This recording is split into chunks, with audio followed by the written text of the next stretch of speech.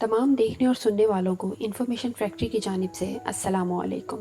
नाज़रीन, क्या आप जानते हैं कि एक बार नासा के सिस्टम को भी हैक कर लिया गया था, या फिर ये कि एक ऐसा इंसान भी है जो एयरपोर्ट के मेन एरिया में खेती बाड़ी करता है, या फिर ये कि टाइटैनिक जैसे डूबते जहाज से बचकर आने वाले इंसान ने खुदकुशी क्यों कर ली।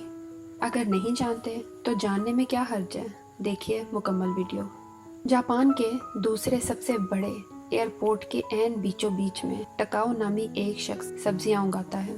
दरअसल जहां ये खेत है, 1990 में गवर्नमेंट ने ये ज़मीन एयरपोर्ट बनाने के लिए अलॉट की थी, लेकिन टकाओ के वालिद ने ये ज़मीन बेचने से इनकार कर दिया।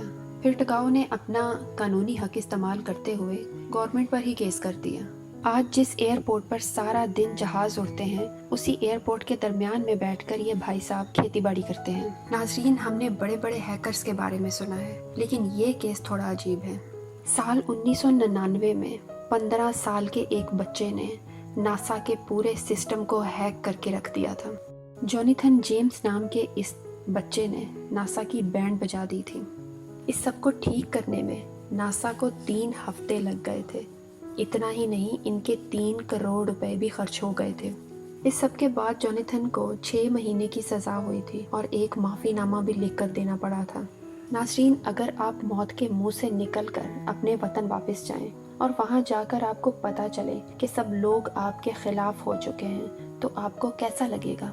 टाइटैनिक के बारे में कौन नहीं जानता। इस जहाज़ के हादसे में जिंदा बच जाने वाला एक शख्स जापान का एक रिहायशी था। जब वो खुशी खुशी अपने वतन वापस पहुंचा तो वहाँ के लोगों ने इस पर बुज़दिल का टैग लगा दिया।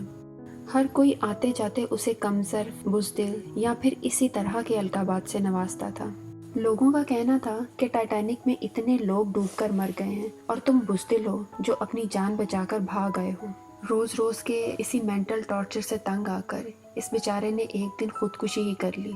तो नाज़रीन, आपकी इन तीनों के बारे में क्या राय है, कमेंट सेक्शन में ज़रूर बताइएगा। मज़ीद इस तरह की मालूमाती वीडियोस देखने के लिए हमारे चैनल को सब्सक्राइब करें और बेल के आइकन पर ज़रूर क्लिक करें, ताकि हमारी आने वाली हर वीडियो आप तक बर वक्त पहुँच सके।